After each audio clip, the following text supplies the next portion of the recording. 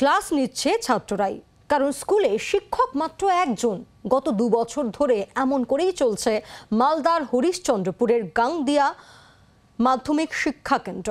প্রতিষ্ঠানটির ভবিষ্যৎ নিয়ে দুশ্চিন্তায় স্থানীয়রা।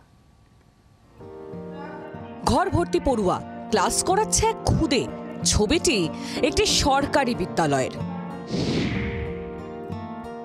2001 সাল থেকে 6 জন শিক্ষক নিয়ে পথ চলা শুরু মালদার হরিশ্চন্দ্রপুর 1 নম্বর ব্লকের মহেন্দ্রপুর গ্রাম পঞ্চায়েতের গাংনদিয়া বাংরুয়া মাধ্যমিক শিক্ষা কেন্দ্রের 2003 সালে সরকারি অনুমোদন। 2022 সাল থেকে আর কোনো শিক্ষক নিয়োগ হয়নি এই প্রতিষ্ঠানে। এখন মাত্র একজন শিক্ষক, কোনো গ্রুপ ডি কর্মীও নেই। এদিকে পড়ুয়ার সংখ্যা 81, ফলে পড়ুয়াদের দিয়ে ক্লাস করাতে বাধ্য হচ্ছেন প্রধান শিক্ষক।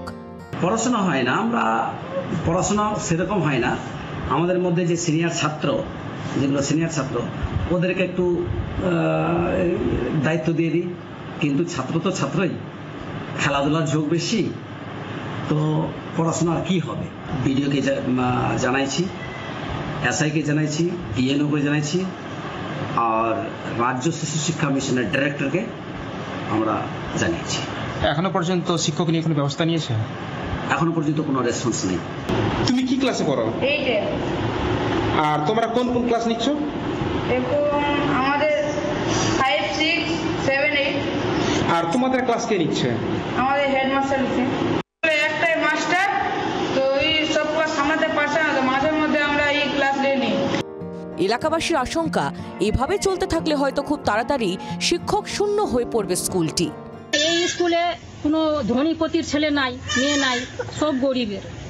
আমিও যে আসি, আমিও গরিব। দরকার হলে আমি ছেলে পেলেকে নিয়ে ফের বাইরে চলে যাচ্ছি খাটার জন্য।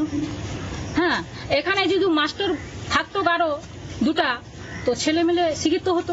গরিবের ছেলেরা তো আর বাইরে পড়াতে পারবে না। শিক্ষা দপ্তরের থেকে এখনো নিয়োগের বিষয়ে কোনো তথ্য আসেনি। প্রধান শিক্ষক রাহানুল হকের পর কি হবে এই স্কুলের ভবিষ্যৎ?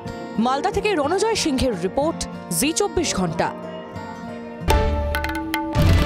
বাংলার আওয়াজ, বাঙালির আবেগ, জি 24 ঘন্টা।